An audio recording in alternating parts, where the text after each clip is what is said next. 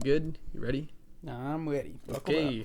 Hello and welcome back to another episode of the MF podcast. This is going to be episode -2. Why is it negative? Because... Yeah, I put him on the spot there. Man, that was a year ago. I got to think about... It literally has been a year and we still haven't made it to a positive note. We haven't even made it to 0 yet. But this year we're going to be consistent. That was the time. Which is probably something we start off every episode with saying. But the thing is about making a podcast, when your life doesn't revolve around making a podcast, is you just, the schedule's erratic, I would say. But... yeah, I guess to the point I was trying to make, the reason we started, just to reiterate, at a -6, I think we started at -6, is because we had this theory that you have to do 6 episodes before you stop sucking at it. So we figured we'd just start at -6, and then maybe by the time we got to episode 1, our podcast wouldn't be shit anymore. Based on stats, though. Based on stats, we're getting shittier. We peaked at our second episode. We had a fire clickbait for that one. That one had jerking off in the title. The last one actually was our worst episode to date. Guess how many views though? So our best episode got 300 views. 313 views as of today, which is kind of a lot for a 2-hour podcast made by a couple of random kind of boners, But here we are, episode -3. That one only got 20 views. Oof. Which, that's, for an hour-long recording of just us talking, I can't believe even 2 people would listen to it. But sometimes I do get Snapchats of people just like, what am I listening to? I got some feedback on an episode, not actually the last one, because nobody listened to it. Of course. The second 20 one, people did. That's true. The second one that we listened to. I was... which one was that? That was the joking... jerking off No, dorms? the one with Sawyer's secret Cancun hookup. Or something. Oh, yes, of course. That little dirty dog. God, that was a juicy story. I'd go back and re-listen to that one if I were you, dear listener. I was at home the other night because I was going to get up early in the morning and come to Ames instead of coming at night. On Monday? Yeah. Okay. And Joe, our cousin Joe, who's about Sawyer's age, FaceTimed Sawyer when I was sitting right next to him. And Sawyer's age is what, 16? 16, yeah. Okay. They're both 16. It was actually his birthday on Monday. So happy birthday, Joe, if you're listening. I know you're a listener. Oh, good. I totally knew it was his birthday. Me too. Anyways, he called, and guess what the sole reason he called was? Was he asking about that girl, the Cancun girl? No, he called just to say, like, Sawyer picked up, and he's like, I just listened to the podcast, and I want to say, when Forrest described Sawyer peacocking, that is the most perfect description of Sawyer peacocking I have ever heard. Because Joe worked with Sawyer at the pool, and I guess Sawyer peacocked all over the place at the hard. pool. But you know what? I'm not gonna tear him down or anything like that. I used to peacock. I probably still do peacock sometimes. It's a part of being a young man. I mean, I'm sure the females are also peacocking all the time. We just sort of are too busy enjoying it to notice it. You know what I mean? But yeah, when Sawyer peacocks the most. So I've never told Sawyer this, but he's going to hear it now because now that he knows we talk about him sometimes in the podcast, he is definitely one of those 20 people that listens to our episode. He is actually not. I asked him, I said, did you listen to the podcast? And he said, nope. I literally clicked only on the one with the name, with me in the title, and clicked to the point where you talked about me. And that's all I've listened to. Oh, that's bullshit. There's no way. There's no way. He listens to at least 80% of all the content we pump out. You wanna share a juicy Sawyer secret that he wouldn't want us to know, and we'll see if he comes back yelling at us? You know what? Every single episode from here until the end of episodes, which could be 80 years from now. Maybe we'll hit episode 12 or something by our 80th year of life. But Sawyer, every single episode, randomly throughout the episode, we got to drop a super juicy Sawyer secret. And you know what? I'm going to do this one right now. It's not really a juicy Sawyer secret, but this will be ours for this episode. Maybe there'll be another one later. You never know, Sawyer. But when Sawyer takes Snapchats, he's got this idea that his best look is his side profile. Have you ever noticed that? I don't think that's just him. That's kind of a popular thing going on in the high school. I have these noticed days, that. I noticed the Spanish teacher's son, my good buddy Luke. Yep. He also does that. Yep. And I think. No, I'm not even gonna say it. I'll say that part later on. It's about Sawyer. I'll save it. I'll save that for later. I'll just rant. It'll be like I have Sawyer's secret Tourette's. I'll just spew it out. Anyways, we're 5 minutes in. So today is September 11th, 2019. It's a Wednesday. It's 7:31 p.m. We're at my house in Ames. School is just starting at Iowa State. I am I'm beginning my 6th year. Mason's beginning his 2nd semester, but his 2nd year. Topics we're going to be talking about today that I have listed. I'm sure we'll get sidetracked, talk about some other stuff. Is Manchester. Actually, you know what? Before I go to the topics, you're probably wondering, what are you watching if you're watching this on YouTube? Do you know what's going to be in the background of this video, Mason? I think I do know what's going to be in the background of this video. And I hope that you guys enjoy it because it was done just for you. Yeah, so we'll talk about what exactly you're seeing in the background of this YouTube video because it is quite a... it's quite an experience. So the topics we're going to talk about today, broadly speaking, are going to be final thoughts after having finished working for Collins Aerospace.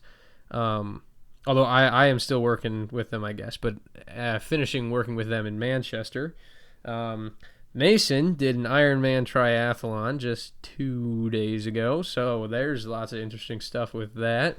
We'll touch on sort of how we think the semester's going to be going. We got a career fair in a week. We'll see. That's in a week? Yeah. Yeah. Damn. So Mason, here's some information. Career fairs in a week. There's a second career fair that we're probably going to go to as well, which is the following week, 6 days after the first one, on Tuesday. And then Mason is joining a fraternity, or a frat, as the common folks say. We'll touch on how that's going. So first, well, I guess we should also make note today, September 11th, 9/11 happened 18 years ago. What do you remember? What do I remember? I don't think I remember anything. I think I was in first grade or second grade maybe. I really don't know if anything happened. I don't remember it. I probably didn't understand it and I didn't really remember it. I feel like I remember something, but I think I'm making up the memory in my head. I would be 1 year old, and I also have zero recollection. Yeah, but so that happened. On campus in the free speech zone, there were, hundreds of little flags set up, just as a tribute to that. Did you see that? I did. Did you see the giant beach ball? I did not. So I'll spend a minute or two of our viewers' time talking about the giant beach ball. So there's this beach ball. It was a couple feet taller than me, and I saw it there for a couple hours. I went into the library and studied, and I came back out, and I walked by, and this girl is standing there, and this guy, and the girl starts talking to me, and I'm like, so what's the deal with this beach ball? What's going on here? It's a giant, huge beach ball. She's like, well, we're just having people write things on it. What sort of things, I say? Anything. Apparently, this is a free speech club. Or something like that. They're very politically active, so I kind of pushed her on that. She's not allowed to endorse any candidate or any party because then they lose their non or tax exempt status, I guess, so they can't endorse anyone. But she heavily implied they were a very conservative group, which was kind of interesting. Yeah, I wrote a little message on it about Master the Beta. God bless his soul. Rest in peace. Rest in peace. So, yeah, that was interesting. Okay, should we dive into the Manchester stuff? Let's get to it. Okay, so if anybody here didn't listen to previous episodes, which I wouldn't be surprised if that's the case, Mason and I just got done doing a co-op together with Collins Aerospace. We lived in Manchester, Iowa. Probably the least cool version of Manchester that you can think of, but it became home for 8 months or so. It's a beautiful town. It is a beautiful town, lots of nice people, very simple living for sure. I have a couple questions written down, I guess. So sorry if I spring them on you. If you need a sec to think, don't be afraid to say it. I guess so. We were co-ops, which is very similar to an intern position, except for we work full time. So we weren't taking any classes. We were just working. It was like we were full-time employees, but only for 8 months. So with that background in mind, what do you suppose over your 8 months there was the coolest thing that you worked on? The coolest thing. It's kind of... Yeah, it's very broad, but... It's a very broad question. I intended for it to be broad. If you had to, illuminate the beautiful minds of our sweet listeners with the knowledge of something you worked on, what would that thing that you choose to illuminate us with, what would that be? See, I didn't do very many cool things. I did a lot of just like... A lot of bitch work. That was my kind of co-op position. But I did get to take part in working on the adhesive dispenser, kind of. It was kind of a joke. Sorry, Noah, Graham, if you're listening. But Noah would literally say, like, hey, I scheduled off 2 hours on my calendar to go dick around with the adhesive dispenser. You want to come and do it with me? And I was like, yeah, sure. So I went over there. It was essentially like me and Forrest trying to figure out how to set up these microphones for the podcast, where we'd go over there to the adhesive dispenser. We'd make some progress. We'd put down this LCD frame and have essentially a CNC machine that would run around it, laying a super precise thin bead of adhesive. And then we'd leave and we'd come back 2 weeks later and be like, all right, let's do it. And it wouldn't work. So we'd learn how to do it again. We'd get it to work. We'd be like, dope, we got this down. Go away 2 weeks, come back.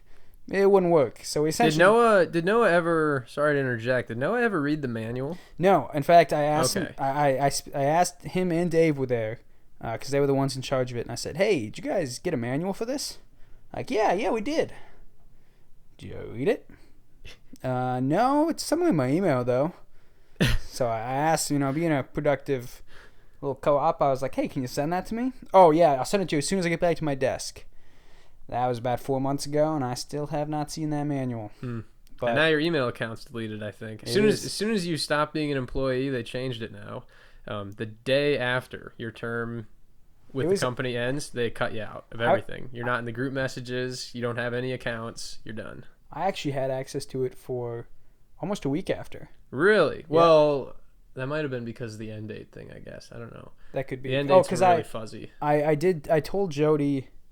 I told our boss early on that my end date was going to be a Wednesday, and then frat shit came up, which you hear about later, and I had to end 3 days earlier, so that might have been it, because I think it was that Wednesday that my thing got cut off. Oh, yeah. So she said she was going to officially change it, but I bet she just didn't. But our boss was not extremely fixated on the intricacies of being a co-op, I think. She wasn't too attentive to that at all times, which is, not a fault. I mean, it's not something we can fault her for. She had a lot of stuff on her plate. Anyway, back on track. You did some cool shit. What's the coolest shit you did? I did do a lot of cool shit. By the end of it, after the first first month or so, it just kind of was like, what am I, whatever. This is fine. Did a lot of just fixing stuff that past co-ops had designed, and it was basically like a feel out period, I think, for the full-time people to kind of see if we were capable of not fucking everything up, basically, I think, and capable of communicating, and if we were people that would ask questions if we were stumped instead of just making mistakes and then letting other people discover them. So first month, I think, was that sort of trial period, but after that I got to do a lot of cool stuff. I can't believe you didn't even mention the laser, because I was going to, but I didn't. I worked with the laser. It wasn't something I like.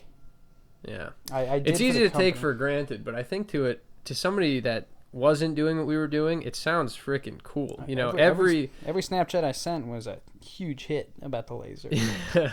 Basically, almost every single day, with so many different projects, Mason and I had access to a couple cool tools. And one of those was this enormous laser cutter, basically. So we could put a lot of different stuff in there, basically. I think anything. Yeah, all sorts of different materials, metals, plastics, foams, acrylic. I don't know about ceramic, but probably ceramic, but we didn't do any of that, I don't think. So, but we could just put it in there, draw a picture, basically on the computer, or, make something, and it would just cut it out. Anything.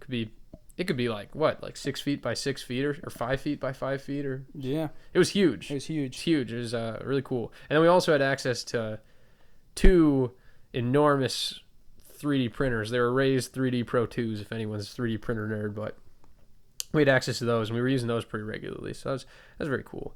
But yeah. So I had a couple cool things. By the end of it, I got to be responsible for a team that made displays called the Chroma, which was kind of cool. It was it's kind of an older project, but it was basically like a tubular screen type thing with a big curved piece of glass with a bunch of layers of different light filters on it, so you could basically look at it from any angle and see the image. It was made for fighter jets, I believe, something for the military. So that was cool. And then I got to obviously do a lot with the 3D printer, a lot. I wrote an entire manual on it, which was kind of cool. But I think the coolest thing I got to work with was the Cerno, which was the selective solder machine. So it was the coolest way to describe it is that it's a robot that has a little gun on it, a couple little guns, but the coolest gun shoots molten metal. The least cool gun shoots flux, which just basically makes it so the solder flows well. Solder is the metal that we use with electrical components to fix them in place, basically. So I got to work with that a lot. That was really cool, I thought. That was the coolest thing I got to do. Do you have any regrets about the time in Manchester, the 8 months we were there? Could be work-related, could be non-work related, just in general. Outside of work, I was pretty happy with life. It was very simple. It was a simple life. It was simple. It was kind of nice. Now being back in the stressful aims, it kind of makes me wish Manchester in a way. I wish I could go to Manchester, but only for as long as I wanted. I wouldn't want to be stuck there, you know what I mean? That is exactly how I'd put it. Just because it's like a vacation, kind of. It is, but it's like laying on the beach with nothing to do. At first it's hey, this is kind of nice, and then it's what am I gonna do with this sand? But and then it's God, are my friendships eroding? Do people still remember I exist? Fuck. And then you get really bored and shit. Anyway, yeah, my biggest regret, I would say, would definitely be at work. I was kind of content to just do little stuff, the day-to-day. Someone would come up and say, hey, this fixture broke, can you make a new one? It's maybe a half-hour long thing to dig up the files, laser cut them, put it together, give it back to them. And that was kind of just all I did. And I didn't really take on any huge responsibility, which, it's not. I'm still a freshman. It's not like I was. I messed up my only shot, but I wish I would have integrated more to the place. I'd say you did a fine job. I think even if you did a horrible job, you'd still have it on your resume. Obviously you wouldn't have any letters of reference, but I still think you'd get great letters of reference. I think you did a fine job. I think. Yeah, you'll have literally no problem. I guarantee next week after the career fair, you'll have a couple offers, I think. I've already stumbled upon a couple offers just getting emailed. When you're an engineer, it's unbelievable. It's you're standing outside and, you're just trying to get wet and it's pouring rain. That's what a job search feels like when you're an engineer. I'm questioning if I want another co-op, right away. I don't know if I'd do another co-op if I were you. It was dope. The amount of money we got paid was insane. The money is amazing. Co-op money is fantastic. It was nice to leave, but I feel if I'm constantly a semester here or a semester away, I'm not gonna be able to put my roots down here. Yeah, you're gonna end up doing 6 years at Iowa State, God forbid. Well, 6 years at Iowa State with minimal friends, you know. Like, Yeah. you're doing 6 years, and you have, like, a huge social web. I would say it's on its decline, definitely. I mean, definitely I'm still very integrated in the town. I have friends all over the place. But I'd say it's definitely coming back after being gone for 8 months. God. And a lot of my friends graduated, so now it's definitely tapered off. I do still love Ames, don't get me wrong, but... Well, let's keep the mood up. Let's move on. Okay. So what was that question? That was a regret. If I had a regret, I'd say I wish I went to the damn gym more. And I wish we didn't forget to clean out our locker, because that's still a problem. I haven't really tied up my Manchester bow yet. I still need to... You got to go back? No. I'm going to call the gym, ask them to send us a shit. And then I need to get a hold of the landlord and say, where's my deposit? Give me my fucking $1,000. Let's talk about the poop incident, yeah? Have we talked about that on the podcast yet? Did we talk about it on the podcast? If we did, it was in the last episode and 20 people listened. So yeah, let's quick summary of the poop incident. So, I won't name any names, but my lovely girlfriend did a massive dump in our toilet, and it backed up, overflowed out of... Okay, maybe I shouldn't have said lovely girlfriend. That kind of gives it away. I only have one really good-looking girlfriend. You know what I mean? But only one good-looking one. Yeah, only one good. Well, I mean, I can see.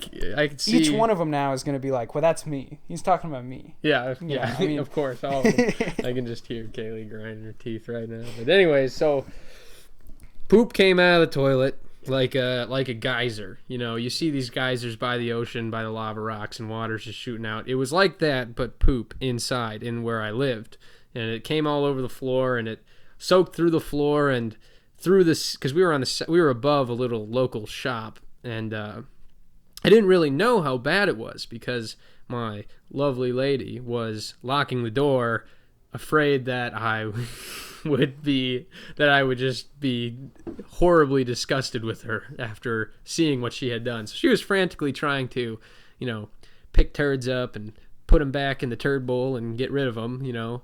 By flushing them? By flushing them, which is, you know, when you put, you know, I don't know if this is just a stretch. You know, maybe I've become too accustomed to the privileges of a first world country. But I expect when I put a turd in a little turd bowl and I flush that turd bowl, I expect my turd to go down the turd bowl hole. You know what I mean?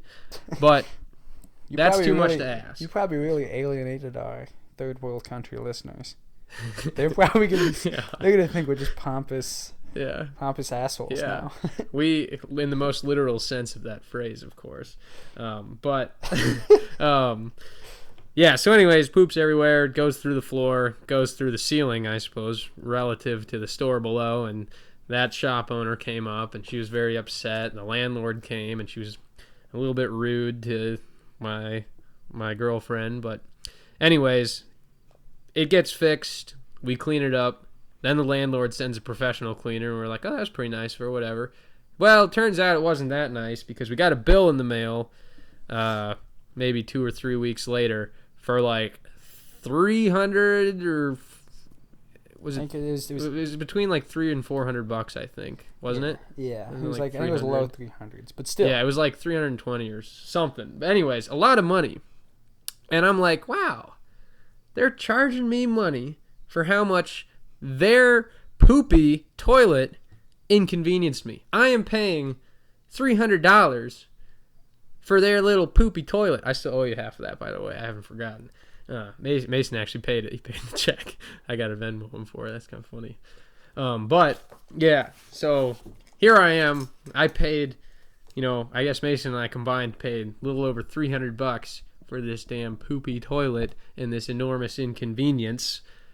And not to mention, you know, worst case scenario, I happen to get horribly sick from this. There's an additional cost that I would have had to face.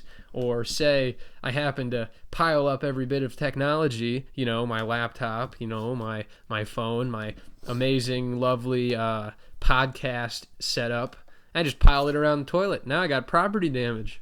So I got a question. You know, did Kaylee definitely flushed a bunch of like a bunch of like paper towels or cotton balls down. You know, she clogged it up, right? It was Oh, definitely our fault, right? Oh, obviously, no. It was just poop. It's literally just poop. But the landlord...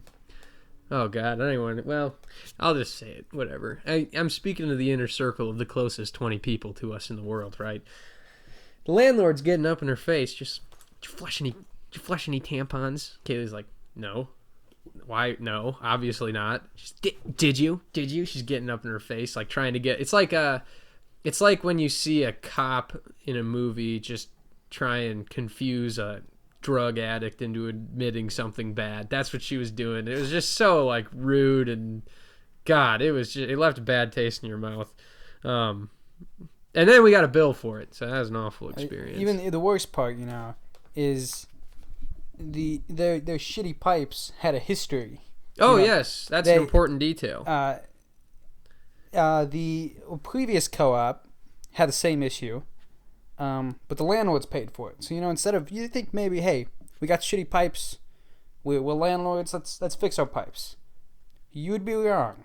Yep. Instead of fixing their poopy pipes, they say, we'll just offload the cost of our poopy pipes into the users, the poopy pipe poopers, which would be us, the tenants. So they literally put a clause in the lease that says tenant agrees to pay for all plumbing related issues, which is a little bit sneaky. They also had in the lease, this is a little bit of a tangent on the tangent, but they put in the lease that they could come into our apartment whenever they wanted without telling us ahead of time and without telling us that they've done it. If they have not even if they have reason to, it just said if they suspect anything bad is going on. So that's shady. Illegal, but if they do that, I believe tenant law says they have to give us 24-hour notice, but I'm not sure. If anybody knows, does putting it in the lease make it so they don't have to follow the law? I don't know. I signed the lease, so did I sign away my right to privacy? I'm not sure. Did you give them a bad Yelp review? I want to give them a bad Yelp review, but I'm not sure if Manchester even has things on Yelp. I'm trying to think of other things I can do to like vent my frustration. But basically, just write them an angry letter, like, "Hey, just letting you know, you sucked, nerd." Anyways, that's enough about the poopy pipes. Is there anything... I wrote down a couple of these notes just during my manufacturing or design or whatever class, but it's boring, so I wrote this stuff down. So the next question I had written down, was there anything you wish you knew at the beginning? Steve's a boner. He's not going to listen to this. No, Steve. I don't think Steve understands technology, and Steve. I wouldn't. Don't say his name too many more times. Just say it. You know, we'll call him S. S is like a hamster in my mind, and his attention span is not long enough to listen. How far into this are we? 28 minutes. Well, I think minutes, that okay. You know, disclaimer. I like S. I like S as well as a person. But a hamster is not a bad description of him. And I honestly, I think if he did know about this and he knew we were talking about Collins Aerospace, there is 0% chance he would not listen to it. Because I think he'd be worried that we'd say something about him. Because he just cares so much about what people think. He does. It's his biggest flaw, I would say. I'd say... Followed by incompetence. Yeah, I would... He would be pissed if he heard this. He would be really pissed. He would be pissed, but I don't have to see him again. I like him. I like him a lot. But yeah, I think most of the problems came from him worrying too much about what people thought of him, which is, you know, I don't know if unless somebody straight up tells him that, I don't think he'll ever change. No. No, I don't. He's set in his ways. He's like 55 or 60 or something. He's kind of old, yeah. Yeah, I don't think he's going to change from that, but... So, that's what you wish you knew from the beginning? Yeah. I mean, it is... There's lots of things, of course. I wish I would have hammered out a diet earlier on, you know? I kind of had a hard time finding what to eat in Manchester that really didn't go bad fast and was cheap. Yeah, and, most of your shitty food that lasts forever is here in this house now. Is it actually? You got those frozen vegetables? Yes. I'm not proud of it. Actually, I might have thrown them away because I was like, why the fuck did he keep... I was pissed. I had to clean out the whole fridge. I was actually thinking about that, you know. You're not getting it back. No, Anything you left in that fridge is... No. You're going to be happy with what I've been thinking. Okay, so just calm down for a second. I know, I'm interested. Clearly, in the landlord's mind and in your mind, I did a poor job cleaning before leaving. Yeah. Which we don't need to go into too much. Yeah, because you did a really bad job. I do defer blame to you, because on my way out, I said, I'm about to leave. I'm never coming back. Do you want me to clean anything? And you said, no, it's good. Leave. But in the lease, it says there's like a minimum cleaning fee of like, what, 125? 150. Right. Clearly, I didn't clean. So essentially, I should have to pay that cleaning fee if we to even you, got right? But I paid the shit bill, so I was thinking we can count your part of that as my cleaning fee to you, and be good. I'll have peace on those terms.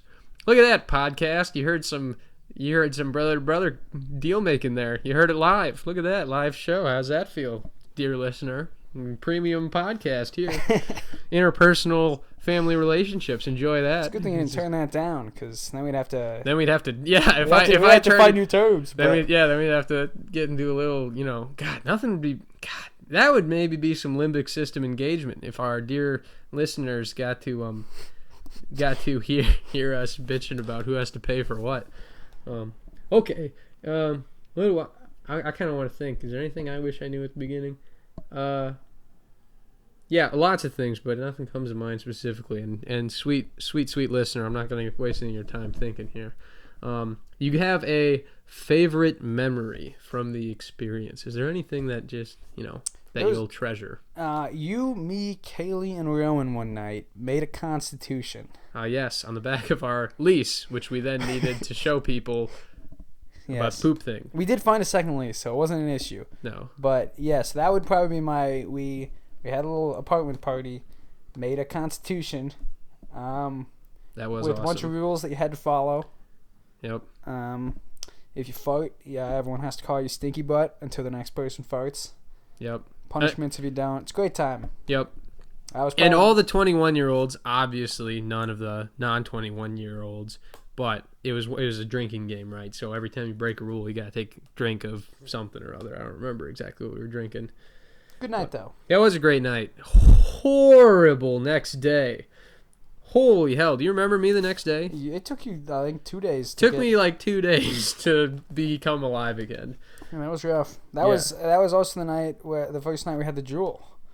Oh, good Lord, yeah. Yeah. And now, look at this. Juuls are killing people. Fact. Or, fucking them up. Which anybody with a brain could have told you ahead of time. Fact. And two, it is a full disclaimer. Correct me if I'm wrong. Mason does not Juul. He's just so nobody thinks that. Yeah, no, I do not Juul. Yeah, no. he just happened to I got it for a meme. Yeah. Yeah. Okay. Some of my favorite memories were just sitting by the river. There's a lovely river. If you're watching this on YouTube, then you're seeing that river. It's the one that Mason's. I almost said beautiful locks of hair, but it was sort of like a bird's nest or like the old ladies loved it. It's sort of like what I would imagine giraffe pubes would look like. Not a bad, yeah. Maybe not giraffe. Maybe more like an albino gorilla's pubic hair or something. That's what your head looked like. But anyways, yeah. If you're watching the video, I'm sure you agree. Feel free to comment what body, what animal, just comment an animal in the comment section. It can be tell me what my hair looks like. It doesn't have to be pubes. Yeah. It can be. Oh, you know what I just realized? One of our loyal listeners, her name's Lindy. She runs a channel that largely involves maternal content. It's quite interesting. She's a big listener? She does listen occasionally. Oh, good to have you. Yeah, well, the problem is she's got her kid around all the time, and soon enough he's gonna be too old to be accidentally overhearing words poopy pipe and stuff like that. Could be a bad word to him. I don't know. Too old to listen to that, and then too young to listen to it. I refuse to be censored. So sorry, little guy. But okay. So I like the river. I loved hanging out with AJ and Mitch were probably two people I hung out with the most. And then, of course, I made kind of trickle-down friends from them.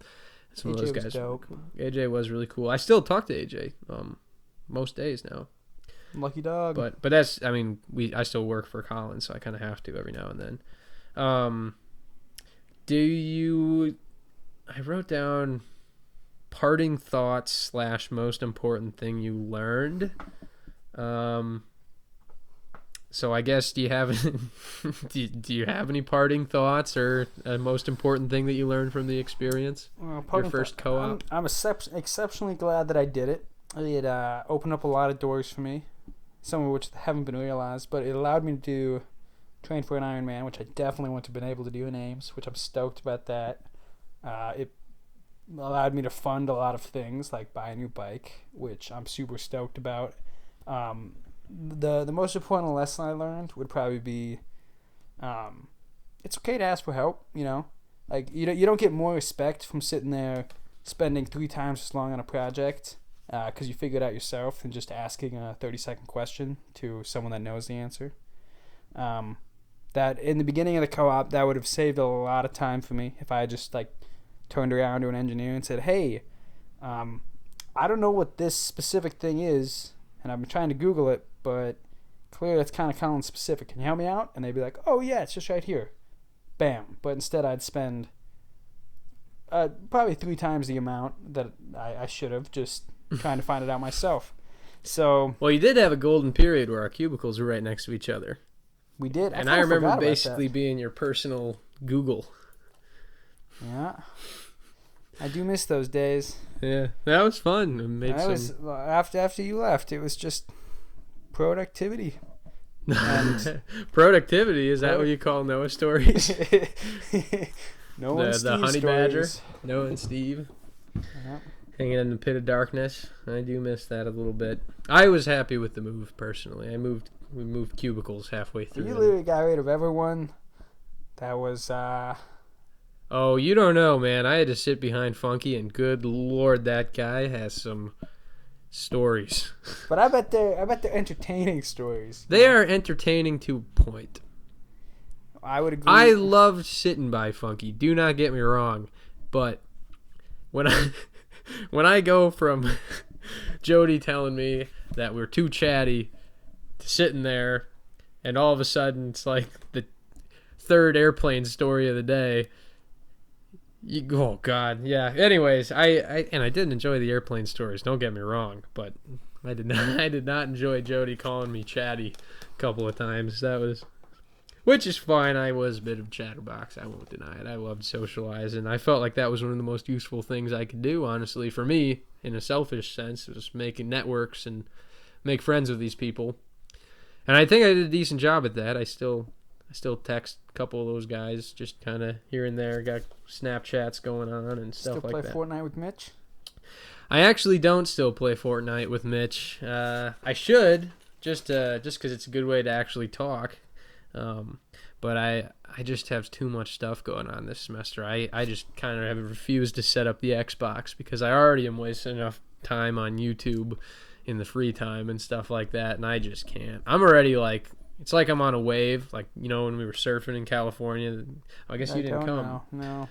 Well, imagine what you think it would be like to surfing if you came to the family event where we all had a blast. It was the best weekend of everyone's lives, and you missed out on it. Just imagine you're there for that. I actually had an amazing weekend that weekend too, so yeah. Fuck you. But I already feel like I'm surfing on a wave, and if I like fuck up my surfing at all, I'm just gonna crash immediately, and the wave's gonna swallow me up. Like, that's what I feel like right now. I don't know if I can continue to stay on that wave if there's an Xbox downstairs just waiting to be played, calling out to me. But let me think. Most important thing I learned, if I had to chalk up to one thing from that co-op, was that a lot of people really, like, you think that everybody knows what they're doing.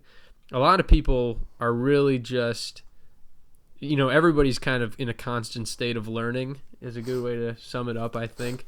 And even people that have worked there for 10, 15 years occasionally encounter things they don't know what to do with. So that's sort of a comforting thing to think about. But I think that's enough with Manchester. Close I that will book. I will miss it. Yep, I will miss it. Did you go back? To do another co-op? Yeah. No, I would not. Summer internship? Maybe, but that'd probably be more for the money, I guess. Honestly, like Yeah, that's. I don't know, maybe, but probably not at this point. You probably won't have another. You won't have another summer internship. You'll be Yeah, fully I mean, assuming if I get a D, I think in a couple of my classes this semester, which I'm hoping not to. That's never happened to me. I've never like failed a class and had to retake it, but if that happens to me this semester, which is when it's most likely to, this semester is horrible. I would have to add another semester, no matter what. If I fail basically any class, I have to add another semester. But that's that like GPA wise, or is that no GPA wise? I'm actually doing like pretty sick now, way better than I was when I was an English major. GPA wise, I'm pretty set, but just in turn, because I'm basically what I'm trying to do is mechanical engineering, but in 3 years. So I have every semester completely like just stacked in there. So if I fail one, it kind of pushes back. I'm even now, it's my last year. This semester, I'm still taking 1 or 2 classes that are actually prerequisites for classes that I'm taking next semester. So you can see how that kind of would push me back. So things are intense.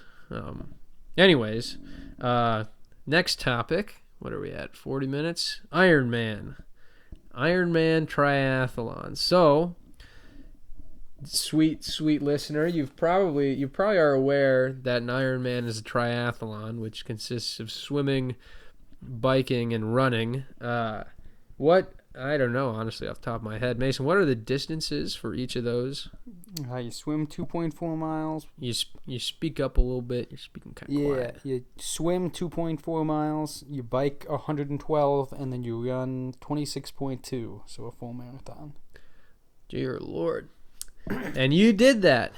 I did that, yep, on Sunday. That would be 3 days ago. Yep.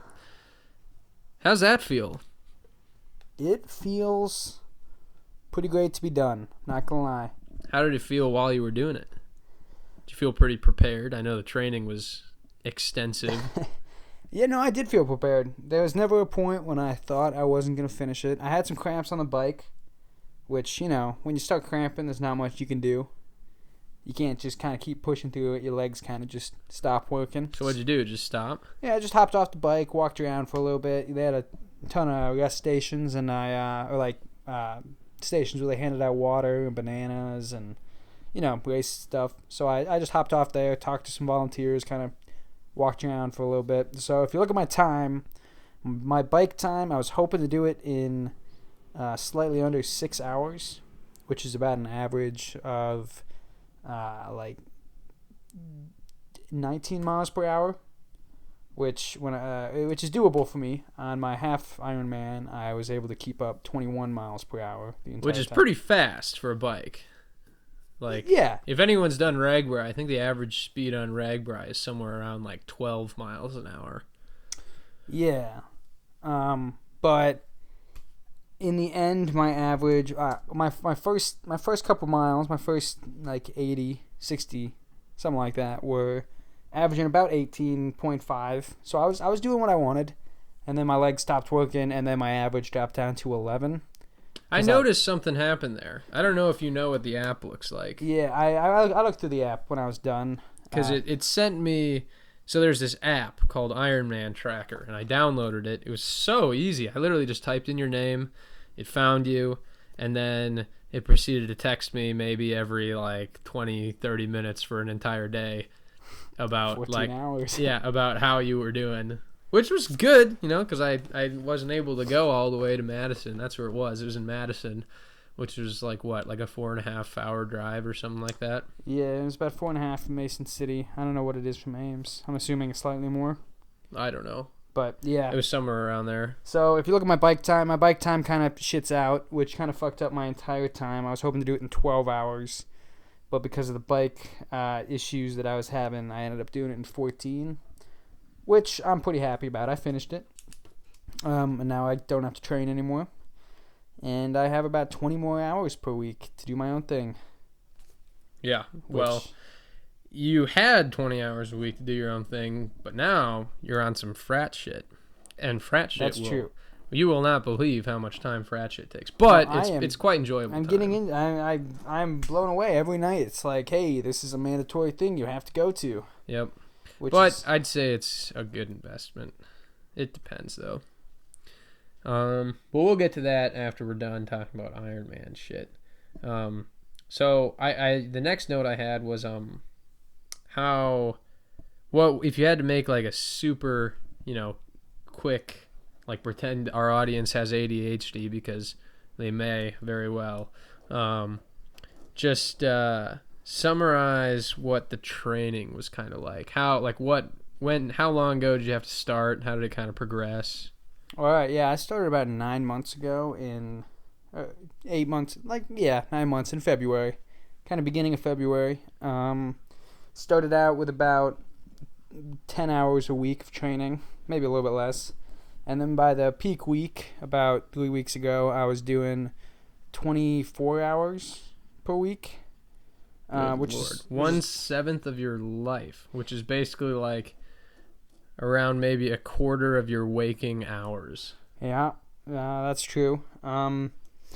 It actually wasn't that bad. It was pretty condensed onto Saturdays. I had about an hour and a half of workouts Tuesday through Friday, which is pretty typical for a guy my age. Usually go to the gym for kind of about that time. So that wasn't too bad. But then on Saturdays, I had my long bike ride followed by a run. How long was the long bike ride? The longest bike ride was 6 hours of biking followed by an hour of running. And now that's interesting. This was interesting to me when I was kind of watching you do this. You measure it in time, not distance, right? Yes. Because what you're trying to train for is just increasing your endurance. So it's not like you're trying to bike, a certain distance. You're just trying to keep your heart rate up for a certain amount of time. Yeah, training with time over distance is also a great way to kind of prevent injuries, because you can, if I'm saying I'm going to go bike 80 miles, which is about a 4-hour ride-ish, you could push yourself. I could go super hard, damage my legs a lot more, and get done 3 hours and 20 minutes or whatever. But it kind of like forces you to, if you slow down for a day, if you want to kind of take a rest day, you still get your heart rate time elevated. It also makes it, a lot easier to plan into your day. You don't have to, when I trained for a marathon last year, I trained with miles. And I would say, all right, I'm running 8 miles today, which would usually take me about an hour and 20 minutes. But if I was feeling pretty bad, it could take up to 2 hours. It's kind of hard to plan your day when you don't exactly know how long you're going to be doing it. So when you train with time, it's super easy to fit in. Yeah. When you, I did it every day before work in Manchester. So I always knew if I got up at this time, I would 100% be done in time to go to work. So, that's actually that's probably, if not the best way to study as well. That's something I've learned over my years in college. That's probably one of the better ways to get good study habits. Oh, yeah. If you say, I need to study, you map it out, okay, this class is really hard. I probably have to study for a total of, 16 hours before this exam. Then you can just split that up over the previous week or so. In the week before this exam, I have to hit 16 hours of studying or something like that, and then you just kind of can block it out, divvy it up. Makes it much easier to be responsible with stuff like that, I would say. Interesting. I've never thought about that. No, I'd say that's the best way to do it, for sure. That's the way you can guarantee 4.0 if you have average intelligence. Unless you're dumb, if you have a decent work ethic and you study like that, you can guarantee a 4.0, I think, in just about any major. Oh, yeah. So, you got a super bike. Yep.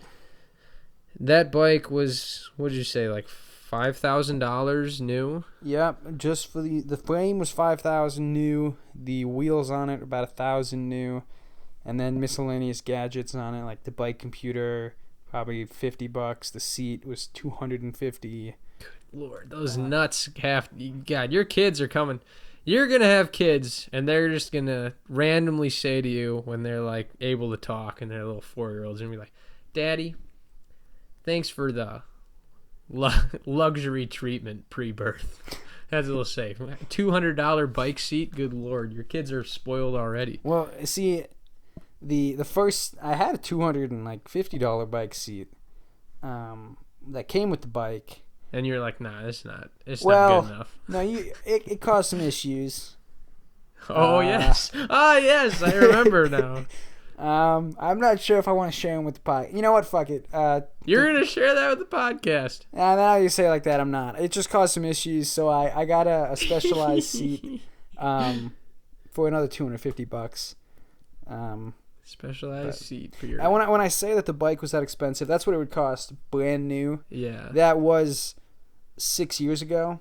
Yeah. So, and I also bought it from a family friend who used to do a bunch of road biking and then said, I don't like it. I want a mountain bike. So he never rode it. So he sold it to me for about $1,300. Yeah. Which is a smoking deal for sure. Still an expensive bike, of course. A huge purchase, but value out for money in, I would say, is definitely in my favor. Yeah. You're locking that little bastard up real good, aren't you?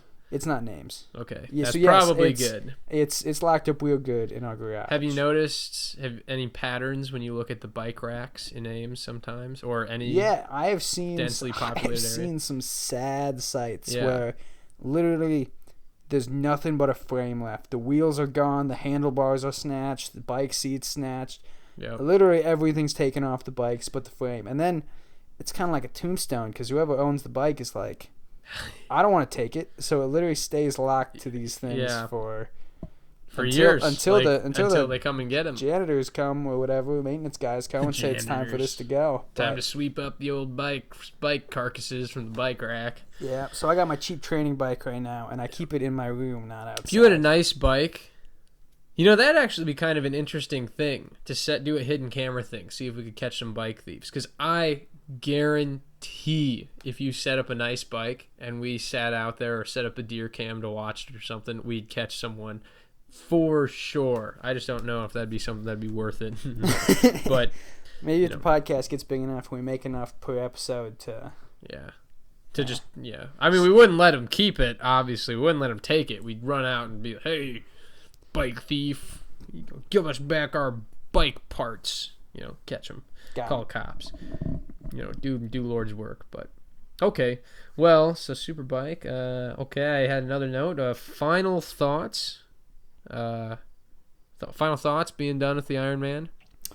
I'm glad I'm done. I'm definitely glad I did it. It was actually an exceptionally fun day. I had a blast doing it. Good. I was glad I trained because Manchester, like we talked about, was kind of a sad place to exist. Wow. I mean, it was so it would routine. Be so easy to slip into just like horrible depression. Horrible. And it kind of gave me like a direction, something to focus on, something to look forward to. That every day, like, oh yeah, I could wake up and say I'm working towards something that like I want to do. Yeah. I followed a training plan, so I didn't have to like think too much about it. It was just I wake up, this is what I'm doing, and it gave me something to do. I would say that's what, until you get kids or a wife or something like that, when you're just kind of on your own after school, I think that's something a lot of people go through. A lot of people I've talked to, I had my high school reunion. I think that was before or after the last episode we recorded, so I don't know if I ever talked about that, but I had my 5-year high school reunion a couple months ago. Good Lord, so many people, they just get depressed and just glued to their phones and their laptops and just watching stupid content, just plugged in. You just get sad. If you don't have a hobby or something to focus on, it just will happen. Most, like 95% chance you're just gonna get bummed out, and it's just gonna be like your chemical imbalance in your brain. You're just gonna get fucking bummed. You got to make an effort. You got to find something to focus on, and that's just how life works. We're too pampered here in our first world country. Good Lord, nobody has time. It's easy to not have a direction, Like you don't have to survive. Yeah, you don't have to fight to survive. You just have to. We got poop tubes. We got big buildings full of all sorts of different types of food. It's really kind of a fantastic thing. But yeah, I would say I think I might do another one next year. We'll see. I don't think you will, just for the simple fact that you're gonna have so much going on. Like, I think you're gonna be amazed with what college has in store for you now that you're. Well, I think this year's gonna be a lot different than last year for you because you I probably already have more friends just through Kappa Sigma than you did through the dorms. Yeah. And it's sort of like I started playing Plague Inc. on my phone on the Cyride buses, but it's like an exponential growth of a virus spreading from person to person. You make friends, you meet their friends, and on it goes until you're just friends with fucking everyone. It's unbelievable. See, my fear, though, with Kappa... Actually, I'll talk about it. Well, I only had one more thing for Iron Man, and I just wanted to say, what's going to happen to that shirt now? You know, save it for other races? Because anybody that doesn't know, which probably everybody listening, I suppose, but Mason had this floral shirt that he would wear when he did his marathon and half Ironman and full Ironman, I think. Mm-hmm. Yeah, it was a nice Hawaiian shirt. Well, first thing I'm going to do is I'm going to wash it. You haven't done that yet? No, I did that. That was the first thing I did. Okay, good. I know you're a fan of not washing your clothes for disgusting amounts of time.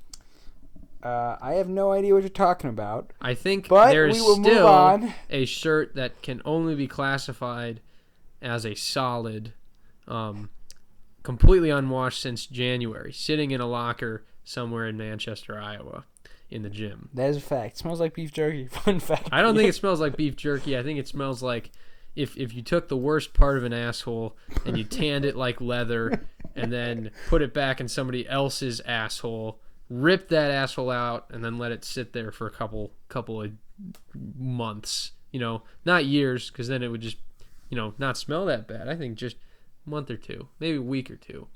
That's what your shirt smells like. See, smell is subjective. Everyone. Okay. But yes, that is true. There is a shirt in the locker. Okay. Well, the next big subject I had was new semester. We got a career fair coming up. I don't really think we need to beat the old dead horse, the career fair, too much. You got anything to say about the career fair? I didn't realize it was next week, and now I have a lot more work to do. Yeah, it is a lot of work. I haven't updated my resume yet. Yeah, luckily I'm already ready to go. I can go in there. I could go in there in an hour and be fine. Luckily, because I prepared a couple months ahead of time this time. Luckily, but I guess it's a lot more important of a career fair for me than it is for you. Yeah, obviously, because I'm looking for a full-time job now. So. What is, just go through them real quick. What classes are you in this semester? I got Physics 221, which is the basic physics, essentially Physics 1 for engineers. Mm-hmm. A lot of people complain about it. It's really not that bad. No, so far, I missed 2 lectures. Why? Iron Man. Oh, yes. And I feel a little bit behind, but in just literally the last 2 days, I feel like I've been able to catch almost all the way back up. Yeah. Well, the reason so many people complain about that is because it's, you know how they say, half the people that start in engineering don't make it past the first year because it's harder than they thought? Yeah. That's one of the classes that is harder than they thought. It's definitely not even on the same caliber as some of the other classes you'll take eventually. I'd say your materials engineering class is probably harder than physics, or at least it will get harder. But, yeah, a lot of kids don't realize that you actually have to study for some of these classes. And if you don't study for physics and do practice problems and stuff, you're just going to have a real rough time, definitely. But I think upon reflection, Physics 221 was really not too bad. Yeah, I don't think it's too bad yet, but I have noticed that a lot of people have already started not showing up for lecture. Yeah, and those are the kids who just think they're smart enough. Oh, I took AP Physics in high school. It's like, well... Yeah, you're C, huh? See you back in physics next semester, buddy. I actually thought about retaking physics in the same section as you, because I think I got a B- when I took it the first time. And it's 5 credits. I know, 5 credits. Because I know if I took it again now, I could get an A, very easily. Because the hardest things you learn in Physics 221 are the basic things that you use all the time in all the other classes. So I know if I retook it, I could probably get an A. I probably wouldn't even have to go to lecture. I could just do the homework, maybe go to the recitations, be fine, and that'd be huge. But it ended up not really even being necessary. And I honestly don't think I'd have time for an extra 5-credit class. Yeah. Anyways, then I got ME 170, which is Introduction to Designing in SolidWorks. Oh yeah, that'll be cheese for you. That's literally gonna be like. It has honestly been my most fun class because I look like a god. Like I just teach the kids next to me the entire time. Like, hey, I'm kind of struggling with this, and I'm like, oh, let me show you a thing or two. Because that, I mean, you think? Oh, sorry about everyone's that. Ears. I'm sorry. Yeah, sorry everybody. I just got a text. Actually, that was your phone, listener. You better check it. What? That was actually the listener's phone that just went off. Yeah. You better check it. Gotcha. You think who's your teacher? Deza, Professor Merca? Deza? M. Deza? Yeah. You have Merca Deza? I have Merca Deza right now. I have Merca Deza for one of like the top 3 hardest classes right now. What do you think of her? Oh, I love her.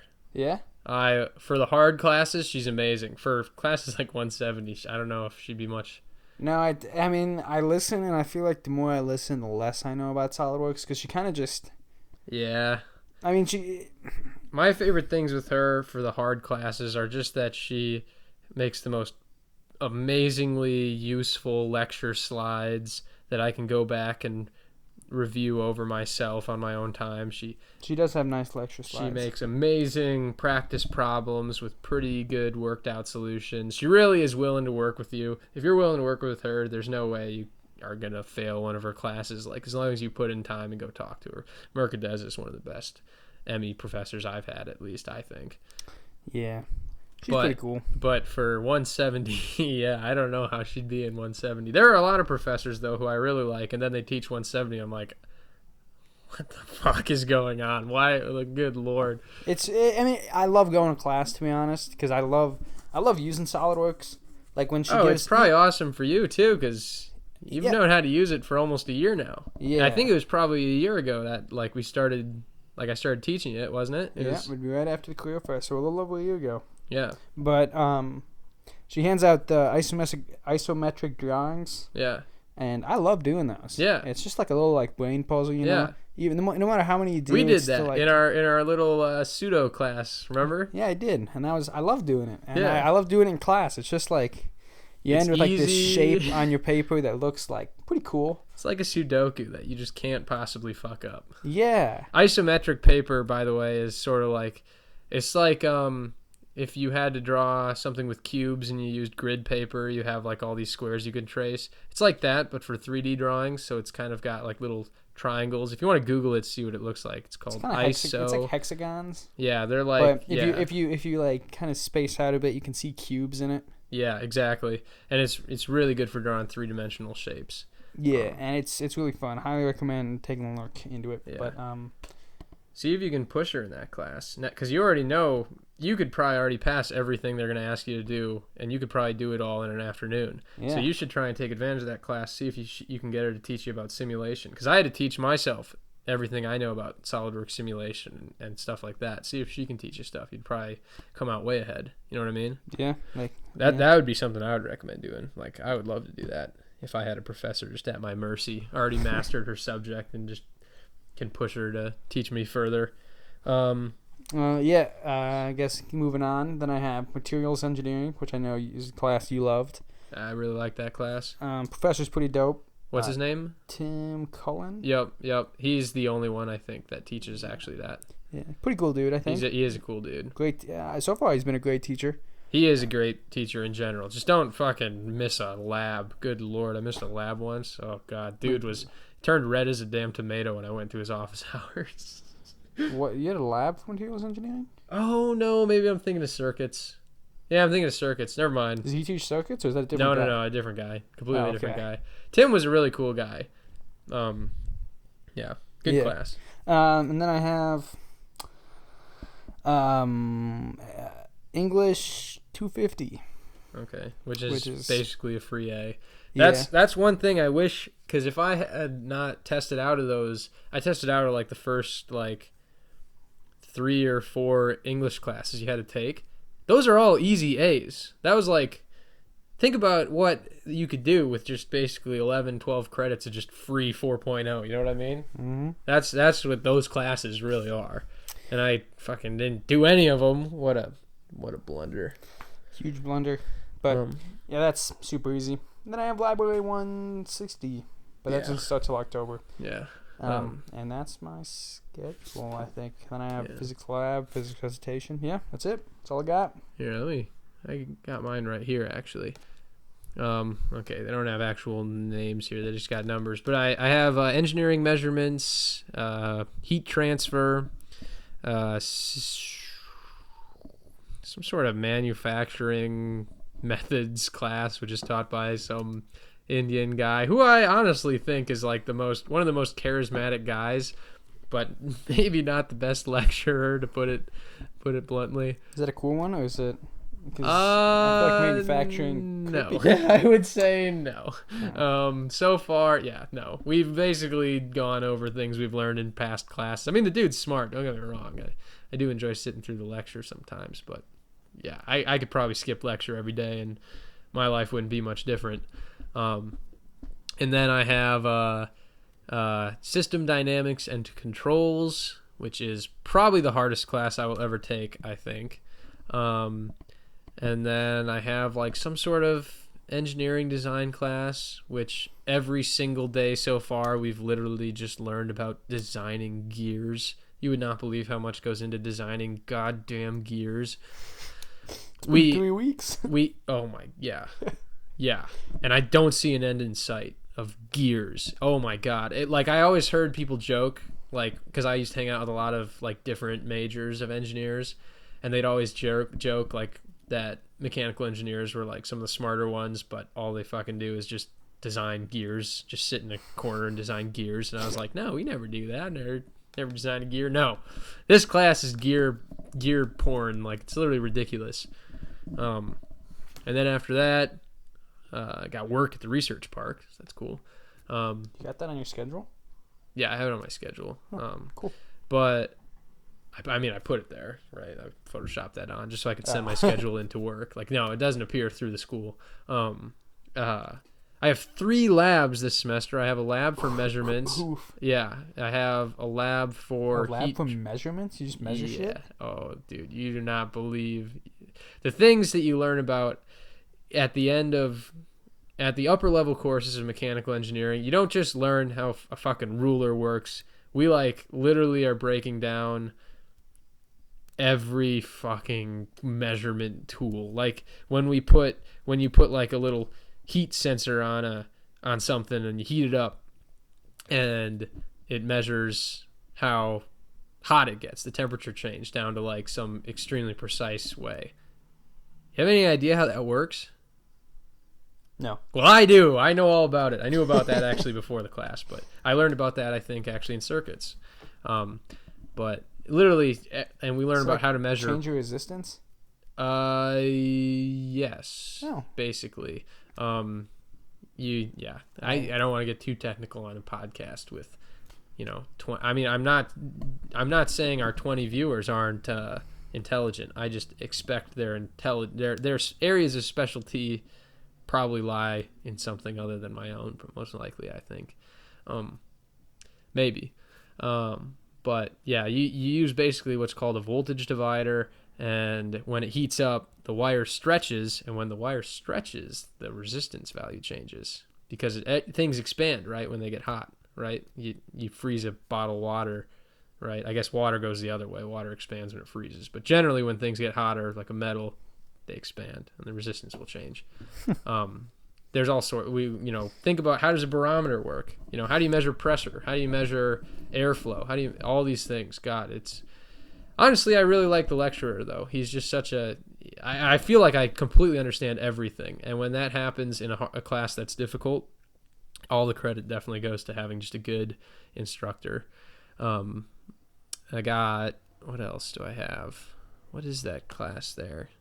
Yeah, manufacturing elements, manufacturing design, bunch of random nonsense. But I think my hardest class for sure is going to be system dynamics and control. Basically, that class, like an example of a thing that we will do is like you'll have like a jet flying, and you kind of figure out what all the things that you break it down to its most basic components. You say, okay, the things coming in are like air resistance, pressure changes, vibrations, stuff like that. And then the controls are like the flaps that you can control, the velocity you can control by varying the jets, and then everything basically comes down to differential equations and fucking imaginary complex numbers. Oh god, and it I don't like those. and it quickly degenerates to hell because you think, oh yes, this is cool, this airplane's flying,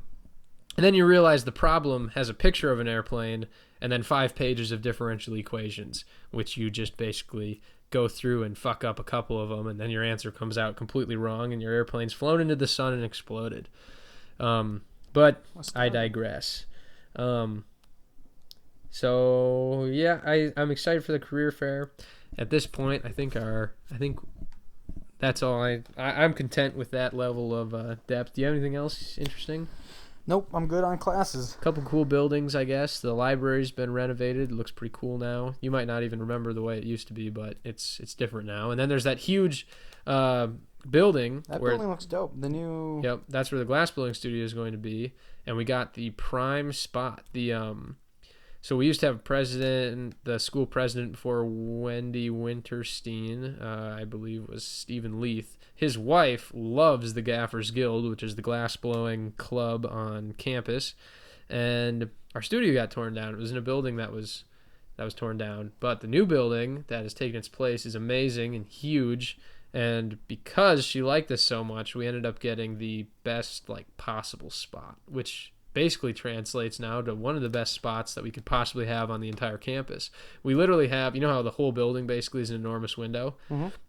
The window that faces the design building side, the one that faces the main street that everyone walks by, mm-hmm. that wall, that's where our studio is. So everybody walking by, if you're blowing glass, is going to see you in there blowing glass. Dope. It's fucking amazing. It's just really, really cool. Okay, final topic. Actually, should I talk about the baby dick thing? Yeah, that's a good story. That's pretty funny. Toss me my phone. I got the recording. We got a little bit lame there for a while talking about schedules. Let's give him a baby dick. You ready for a baby dick story? So this is a hilarious story.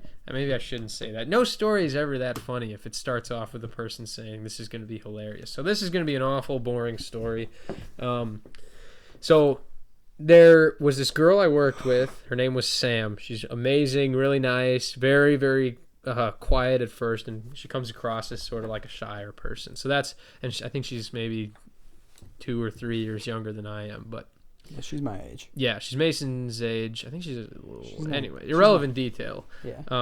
But so just imagine in your head, quiet, shy girl in the cubicle right next to me. We sat next to each other for maybe 3 or 4 months towards the end of the co-op. But we became quite good friends. At my last day, we added each other on Snapchat. We agreed to keep in touch.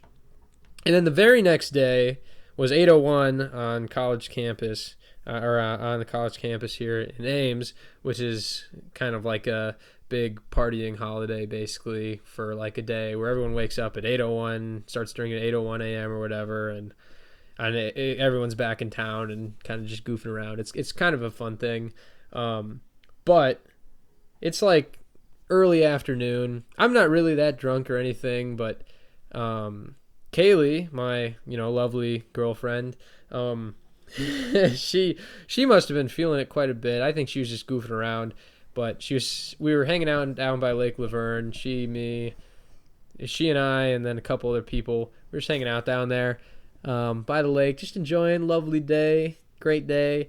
And she starts taking Snapchats and just sending them to the people that are on my best friends list. Top 8 people I've recently snapped or whatever. Well, one of those people happened to be Sam, the girl from work. And so my last encounter with Sam was me saying hey, it's been great. We should keep in touch. I'll miss you. It's been fun.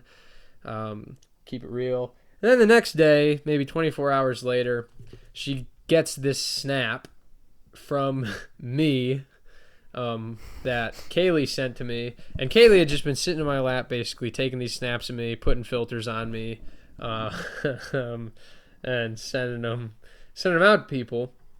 Well, good Lord. She puts this baby filter on me. And I assumed she was just sending these to herself or saving them or something. Well, no, she sent this one to Sam. I didn't know what it was until the next day. Oh, God. It's played accidentally there. Sorry about that. I'll play it here for a second. I'll play it here for you in a second here. But so the next day, or maybe even that night, I realize Kaylee had saved all these snaps on my phone. I go through, I find the one that she sent to Sam, and it's a picture of me with the baby face filter on. Kaylee zooms in on my face, and then I say this.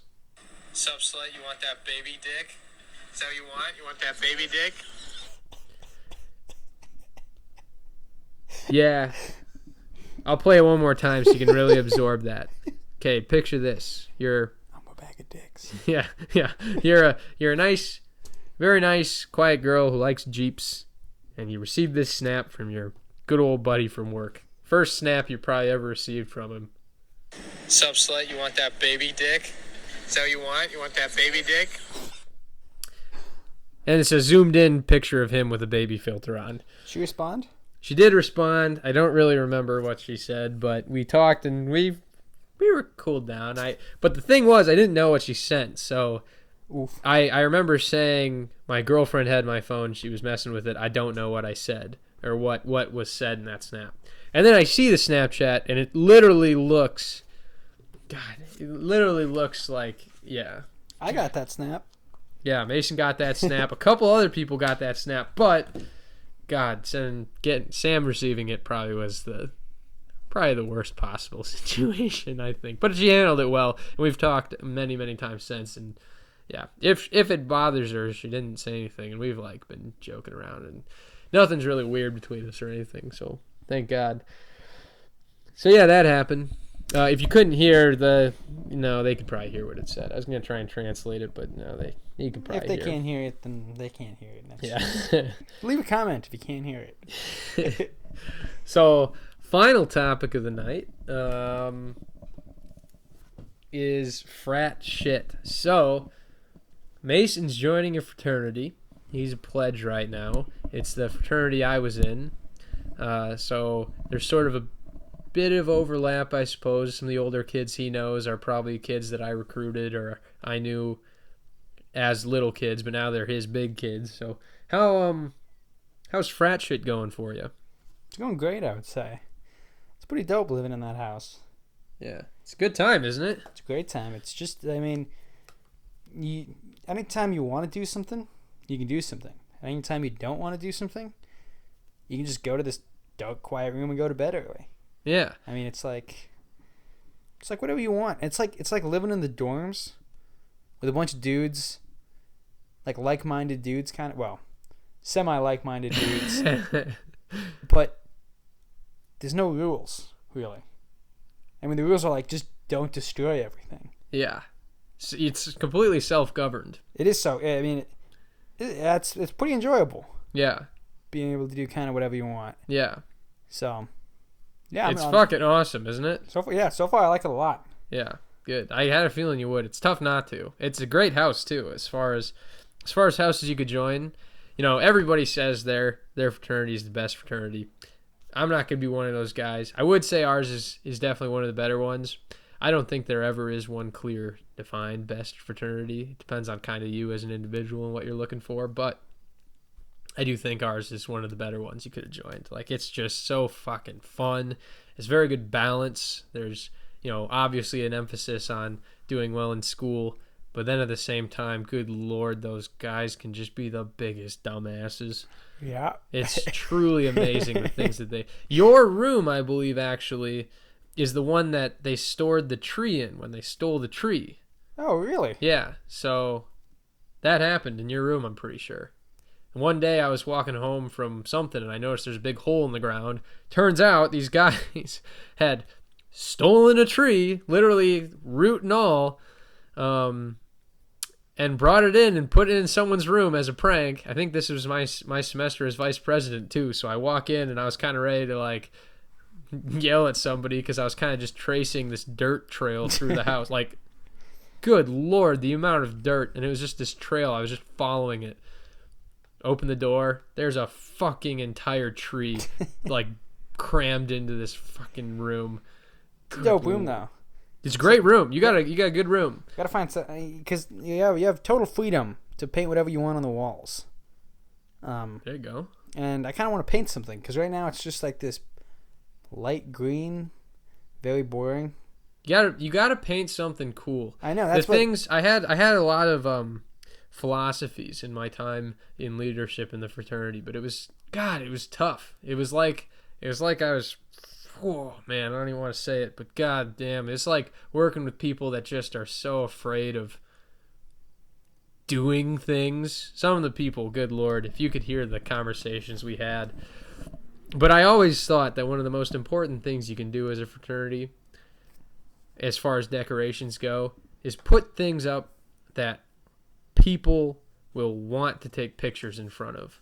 It's like a PR thing, you know what I mean? Mm-hmm. Like if people open Instagram and they see people taking pictures in your fraternity, it just makes you look better, you know what I mean? Mm-hmm. And people aren't going to take pictures in front of some fucking wall that looks like it's a goddamn dorm. Nobody goes to Helzer to do a fucking photo shoot. Also, they painted over your murals. In Helzer? Yeah. Aw, that's so sad. I know. I can't believe you broke that to me so bluntly. What'd they paint over it? Just wall? Boring ass shit. Just white? Yeah, they redid all of Helzer. It's kind of dope now, so I hear. Does it look nice? Did they get AC at least? No. Oh, this is a tragedy. It is. But I'm okay with it. I'm actually a little sad, to be honest. It's always sad when something you work for gets basically erased. Kenyon's little brother, Malik, lived on your hall. Yeah. And he broke the news to me, and he was very sad. Was he?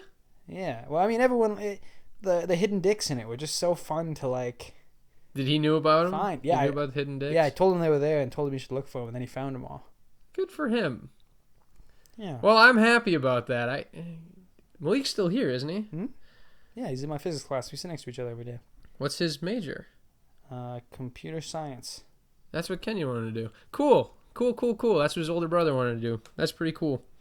Yeah. Maybe I'll see what he's up to these days. I wonder if he's grown into being a cool guy, I guess. I always kind of remembered him as being so young. I never had any idea what kind of person he was. I think he's a cool guy. But he's very shy, and he likes doing his own thing. Yeah. He's not a cool guy. You can't fault someone for that. I like guys like that, to be honest. He's got this dope intramural shirt that he won for getting first place because the dude's just a fucking killer bowler. Is he a good bowler? He's a great bowler. Every year I tried to get him out to swimming, and he was like, nope, can't swim, I'm bowling. Turns out he's actually a super good bowler. So... Well, that's badass. Anyways, winning anything in intramurals in college is cool because you get your name on a wall. Did you know that? I didn't know that. There's a big trophy wall, and the first place winners get. I'm pretty sure their picture on it as well. In a couple of the gyms. And you get a T-shirt that's kind of like you get a T-shirt, kind of a respected shirt. Oh, the only way 100%. The intramural shirts are like, I respect someone 10 times more if I see they won fucking intramural anything than if I see them walking around with a goddamn athlete bag. Anyways, think about what sport. No, I don't want to get into that. Yeah, we don't need it. We don't need to trash. Anyway, I have a wealth. I have a wealth of 20 creative people listening right now. Let me know in the comments section what I should paint on my walls. Literally anything. Think about how rewarding it would be to come onto this podcast and see the background be a time lapse of me painting your idea onto my wall. That's true. It'd be pretty dope. So give him a shout. Promise him a shout out. Promise him you'll paint their name on the wall. I will maybe in small. I'll paint whatever your YouTube handle is or whatever you want painted on the wall. Literally anything. If you want to say like Swag Dickmaster 69, I mean, I was told that I could paint a giant penis on the wall if I wanted to. So, I mean, take advantage of that. I mean, yeah. So literally anything. If you want to paint it on the wall, write it down below, and I'll do my best. There you go. So, well, cool. Okay, so Yeah, frat stuff. Frat. Yell Like Hell started last night. Oh yeah. So which sorority are you paired with? KD. Kappa Delta? Okay. Yeah. I actually saw some Kappa Deltas in the library today. I used to actually know a bunch of them. Paisley Witt was from Mason City. She was a Kappa Delta, I believe. She married Justin, or they're getting married, Justin Rowe. Anyways, tangent that doesn't really need to be on podcast. Pretty sure it's not Justin Rowe, because Justin Rowe's No, his older brother, Jordan or Jared. Jared, okay. Yeah. Cool. Anyways, it's pretty awkward. The thing, like, it's like those things are really awkward at first. They get really fun, but at first it feels so like the things they have you do. The way they described it is, you're gonna jump up and down, run around, making different size squares with your hands, essentially like jazz handsing the corners of different size squares. Oh yeah. And shouting 3 words, anything you want, about Iowa State. And you just look like a bunch of fucking monkeys jumping nobody around. thinks it looks cool. And it feels like it's hard to do because it feels like you're just a fucking goof. Yeah, no, you look like a goof too. No one thinks you look cool. Yeah, no. And if you do well, you get your full body painted. Which, I don't know if you've seen pictures of that. I have seen. But also, if we do well, we get a dope party. Yeah, you'll probably get a dope party no matter what. Probably. Don't spill that beans to the other pledges. I probably won't. But, yeah, I mean, you can't... once a party is kind of promised. Oh, yeah. You let the cat out of the bag. If you promise a party, it's tough to renegade on that promise. So that's the frat shit I'm up to now. 6 hours a week. Only 6 hours? Yeah. 2 hours. 3 times 2. Yeah. Which is kind of a lot. It'll get fun. It is what you make of it. I knew people that were on both sides of the spectrum. Some people would only talk to people in their own fraternity. That's not what it's about. It's about meeting people. Think about it. Now I know you got a girlfriend, obviously, and she's great. But is amazing. Yeah. Regardless of that, there's no problem with having friends that are girls. And you're also paired of the fraternity, aren't you? Well, kinda. What's that? I don't even remember what it's called, but it's a very small house. Yeah, I guess they blew up their house or something, and they're working on rebuilding it. They blew up their house, and they're working on rebuilding it. Like Visha, Velsha. Visha? It's something like that. Is a big party that the campus used to have. Oh. Was it irrelevant detail. So you're with Cap Delta and some small fraternity. And I guess they have like the entire frat's like 20 people.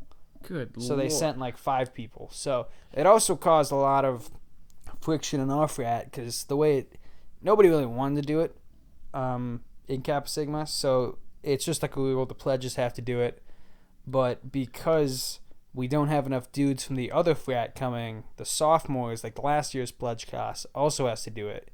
And they're all pretty rubbed the wrong way about that. I mean, that's generally how it is anyways. I mean, yeah. But anyways. It is what you make of it. I remember keep you updated. And I'm pretty sure, not to poop on your parade, Yell Like Hell kind of sucks. In the fall, you always do Yell Like Hell. All the fraternities and sororities do Yell Like Hell, which is where there's no speakers really, and you're just basically screaming at the top of your lungs. But in the spring, you do lip sync, where you don't have to scream. In fact, you have to be completely silent, and everything is pre-recorded. And yeah, that one's a lot more fun, I think, personally. I was actually a main character in it. You can look it up on YouTube. Cold airs, interesting thing. For anybody that doesn't know, fraternities do this really weird, not all fraternities, not all sororities, but most, I would say, have this thing called cold airs, which is a system of sleeping where you don't sleep in your bedroom. You can, of course, but most don't. Most actually do now. Well, yeah, that's because you guys have your own rooms, most of you. But when you have a roommate, and even if you don't have a roommate, some people just prefer the cold airs. There's massive rooms just filled with nothing but beds and bunk beds, and it's always kept very cold. That's why it's called cold air, and very dark. Awesome. You can go in there and take a nap any time of the day. You can go to bed at 7 p.m. if you want, and it's pretty nice. Yeah. Quick cold air story. My first night in the frat, I didn't sleep at the frat. Second night at the frat, I'm sleeping in the cold air. I go to bed pretty early because I had quite a headache all day. Yeah. So I go to bed early, and at midnight, this fucking dog comes. And I have like a blanket hung up as like a curtain around my bed, kind of to keep it darker, kind of give me a little bit of noise insulation, you know. A little bit more privacy in this room where supposedly a bunch of dudes sleep, but it's me and one other dude that's sleeping there every night. That's good. It is pretty dope. But his dog came, stuck its head in, woke me up, and then went and laid down, and the dude whose dog it was proceeded to have sex in the cold airs. Oh, okay. Which was super fucking awkward for me because I was like, fuck. Just you, him, I his dog, and his girl. I wasn't sure how many people were in there, but I was like, what's the problem? Do I get up? Do I leave? You just take it. I literally I stayed perfectly still. Yeah, I can just imagine you. Because once this is going on, it's like impossible to fucking go back to sleep. And you just have to take it. She was being noisy, and he kept whispering like, "You gotta be quiet. You gotta be quiet." Oh God! Like, oh no! It was like the most cringy thing. Like I honestly question like, do I want to be in this frat? Like, is this how this is gonna be? Like, no, not usually. I mean, no, it hasn't. It's been dope ever since then. Like me and the dude, he's kind of a cool dude, kind of a goof. But I'll tell you after. Okay. But yeah. So. Yeah, there have been some weird. Honestly, you know, there are definitely plenty of girl experiences in the cold airs, but probably the weirdest, most uncomfortable ones are with like dudes when like it's like the middle of the night and because when I was in it, the house was a lot more full, so most people did sleep in the cold airs.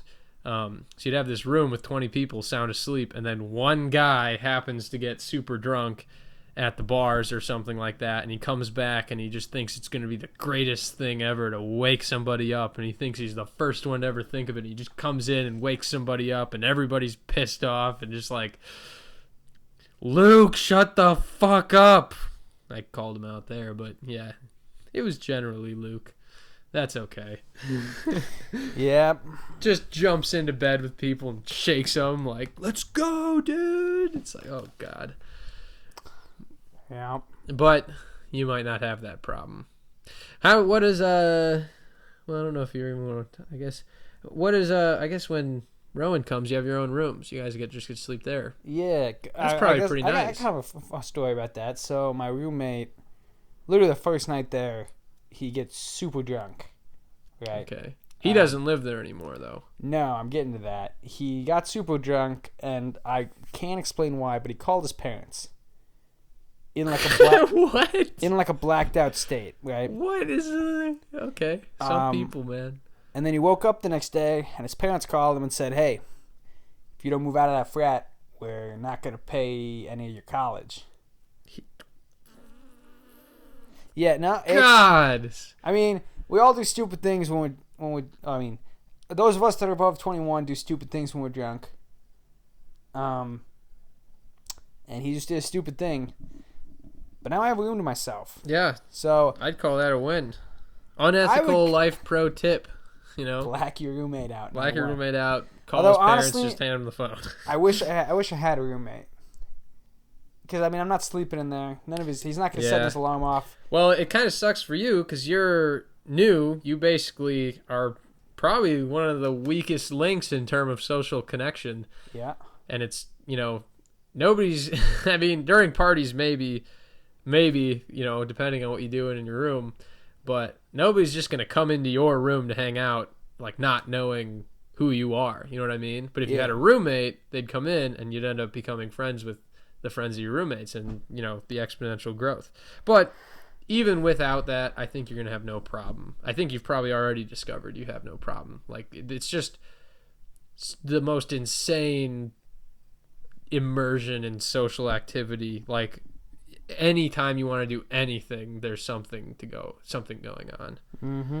If you want to go rock climb, you'll be able to find someone that will do that with you. If you want to go study, you'll be able to find somebody that wants to do that with you. If you want to do anything, you're just completely immersed in it. Yeah. It's an amazing time for sure. Okay, well, I think you got anything else you want to toss into this episode? Otherwise, I think it's I think we should call it there. I think we should set it.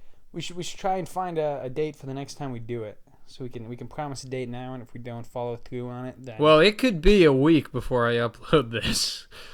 Right, but that's true. We don't need to promise them a date. They take it as it comes. I honestly think we have the number one audience in podcast listening history. That's for sure. Guarantee it. So thanks for listening. Don't be afraid to reach out.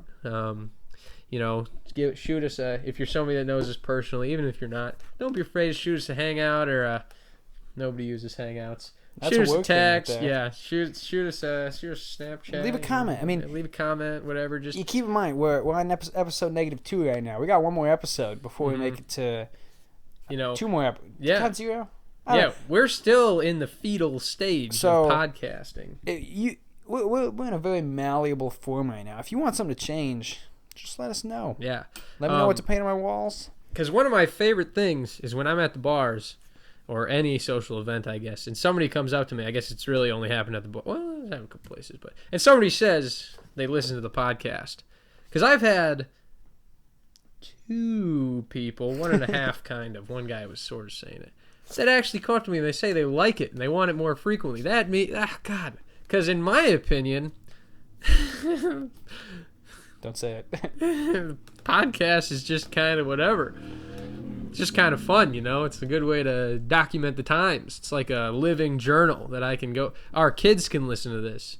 Say I die at age 39, and we've been doing this, every couple months or every couple years or whatever up until that point. It gives people a good way to kind of, see it's like downloading your consciousness, like Black Mirror, kind of something like that. Somebody 100 years from now could somehow stumble upon this. You know what I mean?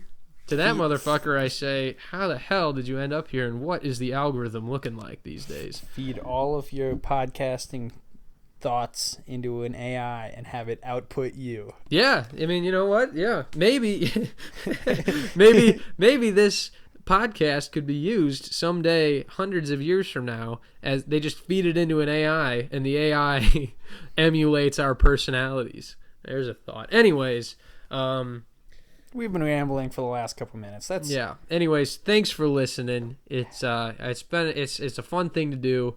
Hope it was fun for you. Hope it was, yeah. Yeah. Anyways, I hate long rambling endings. So bye. Goodbye.